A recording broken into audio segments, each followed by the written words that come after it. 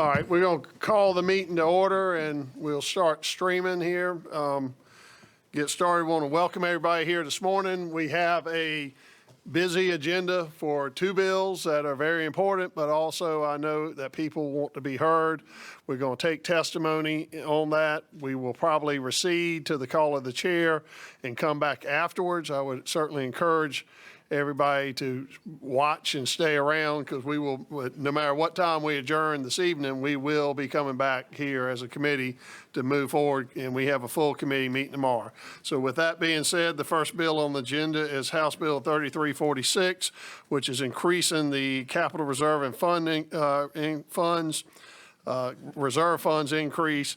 And then we're going to take a staff explanation, and then Mr. Cox, who is the prime sponsor of the bill, will be recognized.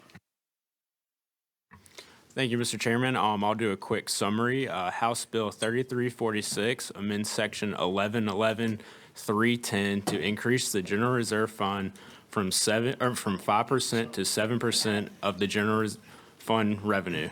It increases 0.5% per year until it reaches 7%.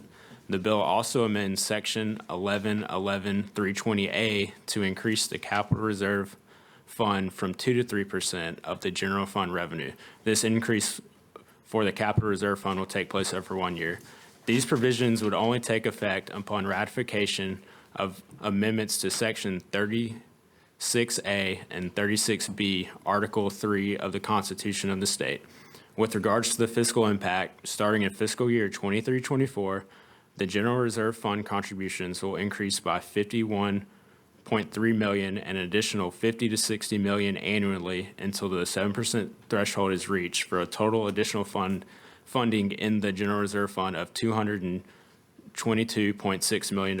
The Capital Reserve Fund will increase by additional $104.6 million in the fiscal year 23-24. Thank you. All right, Mr. Cox, we recognize you, please, sir. Welcome. Thank you, Mr. Chairman and members of the committee.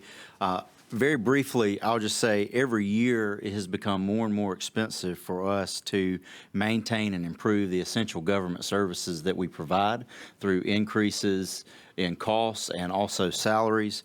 And so this will very simply allow us to meet the needs in the future in order if we have an economic downturn and or crisis.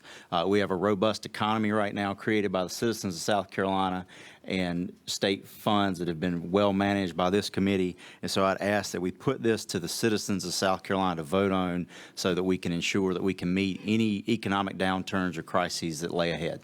Thank you, Mr. Chairman. Thank you. Appreciate you being here. Any questions for Representative Cox? All right, Mr. Simmerl. Thank you, Mr. Chairman, and thank you, Mr. Cox, for this. You know, I go back to 2019 when we were planning the budget through Ways and Means and what eventually passed. And one of those concepts that we put into it was increasing the reserves. You know, we talked about the 3 R's that year. I think it was roads, raises for state employees, and reserves, Mr. Chairman. And had we not done that in 2019, 2020, when we were faced with in the pandemic, would have been a different story for South Carolina. And so we were in much better position financially going into that second quarter of 2020 from having passed those reserves for the 19 and 20 year that we had budgetary wise. And so I think for what you are talking about now, especially with having 5.2 million people, especially with the growth that we've had, a lot of times with growth comes growing pains, and that is keeping up with the infrastructure within your state. And so what you have proposed is an excellent segue to make sure that we are doing everything we can as good stewards of the taxpayer dollars to make sure that is done. So I applaud you for that. Thank you, Mr. Simmerl. Any further comments from the committee? All right, hearing none, Mr. Simmerl moves that we adopt House Bill 3346. Any discussion? Hearing none, all in favor of adopting 3346 signify by saying aye. Aye. All opposed, ayes have it, unanimously passed. Thank you very much, Mr. Representative Cox. Appreciate it. Get your talking points ready for the floor. All right, next is